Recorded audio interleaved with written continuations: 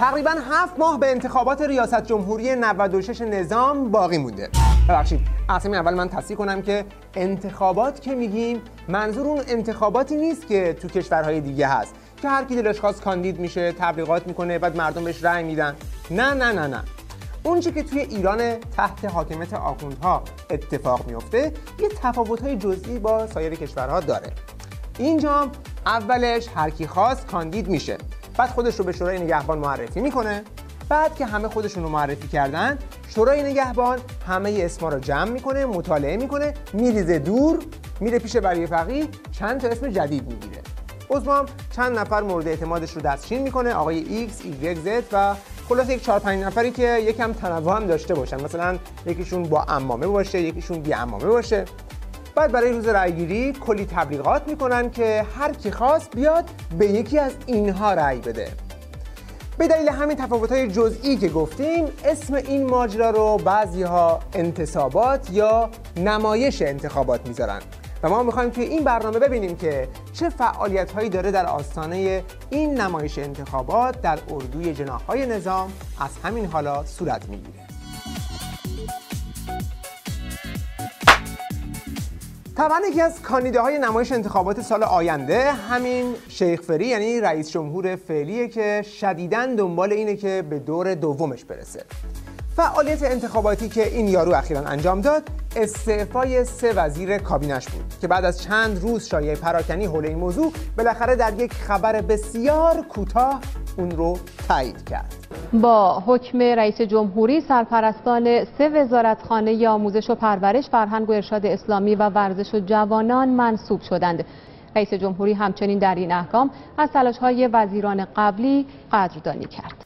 با اعلام این خبر معلوم شد که اونهایی که تا دیروز وزیر بودن دیگه وزیر قبلی شدن. حالا اینکه خودشون استعفا دادن یا اینکه استعفا اندوندنشون دیگه توی این خبر کوتاه روشن نشد. بنابراین بازار تحلیل ها داغ شد که بالاخره علت این استعفاها چی بوده و اینکه نتیجه این استعفاها چه خواهد بود. یکی از تحلیل ها این بود که عمر جنتی کوتاه خواهد شد. حالا چرا؟ چون اون زمان که پسر جنتی وزیر ارشاد شد میگفتن که جنتی یک عمر دوباره گرفت. حتی شنیدم آیت الله جنتی هم حفظه الله، حتی شنیدم آیت الله جنتی هم حرفی زده که از آدمی متقن شنیدم. گفته به روحانی که گرچه این جهان را کمتر ز کفش پاره و ارزن گرفتم، اما شنیدم تا علی مان شد وزیرت والله یک عمر دوباره من گرفتم. نه خب الان که علیشون دیگه وزیر نیست، احتمالاً جنتی هم باید اون عمر دوباره رو دیگه پس بده. برای روشن شدن پشت پرده این استعفاها سخنگوی دولت یعنی نوبخت بدبخت رو فرستادن توی تیوی ریش تا علل و هدف این حرکت رو روشن کنه. این هم مثل همیشه خیلی اتو کشیده ژست گرفت که هرچی بپرسی آمادم. عرض سلام و ادب دارم و برای پاسخگویی به سوالاتتونم آمادم. برای اینکه این آمادگی رو تست کنیم یه سوال خیلی ساده داریم. آخه این چه کاری بود؟ الان که دیگه 7 ماه بیشتر به پایان کار این دولت نمونده، چرا وارد این مسئله شدی؟ دفعه قبل فقط 4 ماه طول کشید که یک وزیر آموزش و پرورش پیدا کنید که رأی بیاره. بعد دقیقه 90 چرا این تعویض رو انجام دادید؟ اداره هیئت وزیران و کار دولت یک کار تیمی و جمعی هست. یک کار جمعی و تیمی باید صورت بگیره. نه بابا، اداره دولت یک کار جمعیه؟ چقدر حرف جدیدی بود. در این راستا هم به همین ترتیب مشابه اینه که شما یک تیم ورزشی رو بگید، حالا بالاخره مربی تیم تشخیص بده که حتی یه وقت ممکنه کاپیتان هم ممکنه به صورت کوتاه مدت بیاد بیرون بمونه. اون برآیند جمعی برای مربی بسیار مهمه. بابا چرا پرتاب میزنی؟ سوال اینه که چرا این ستا رو برداشتی؟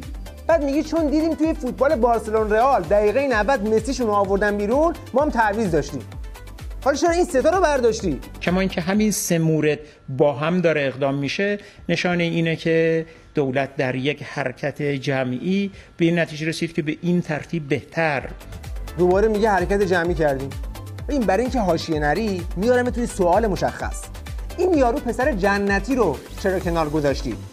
کم آورده بود جلوی دل و پسا، ریزش کرده بود، ضعفش چی بود؟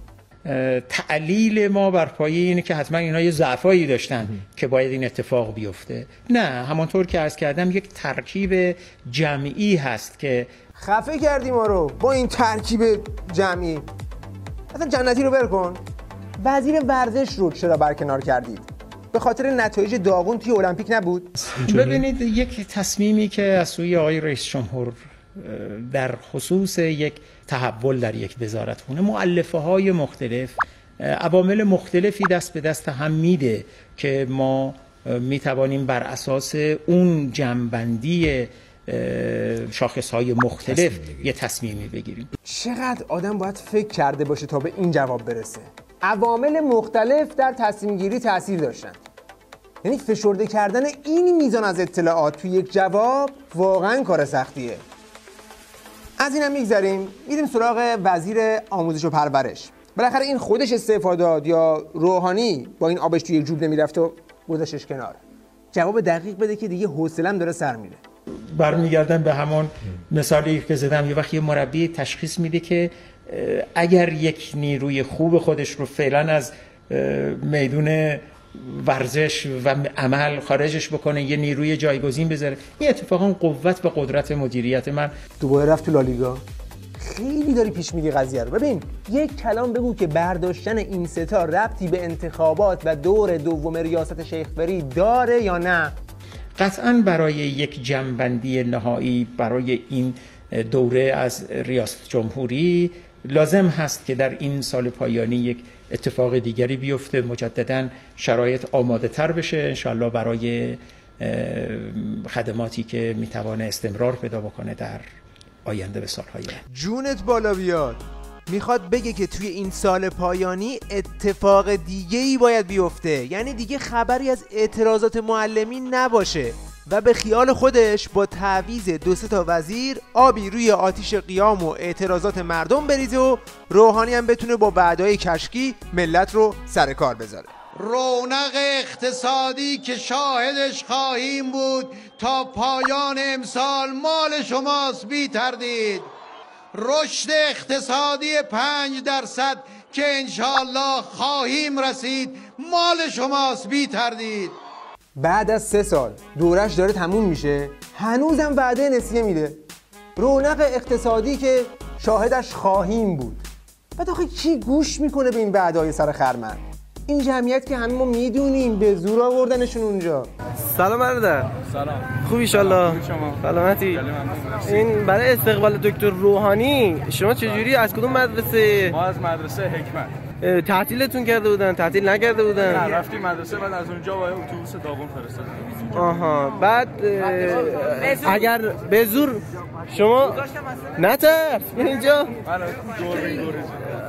این رفیقتون گفت که ما رو به زور آوردن، درست میگه؟ نترسید. ببین اینی که ترس نداره. شما آقا به زور اومدید دیگه. یکی از دوستانتون میگفت که کیفتون رو تو مدرسه نگه داشتن که جیم نزنید. بله کاملا درسته. حتی نشون بیاریم. چکمون کردن 3 بار، یه بار جلو مدرسه، یه بار تو اتوبوس، یه بار اینجا.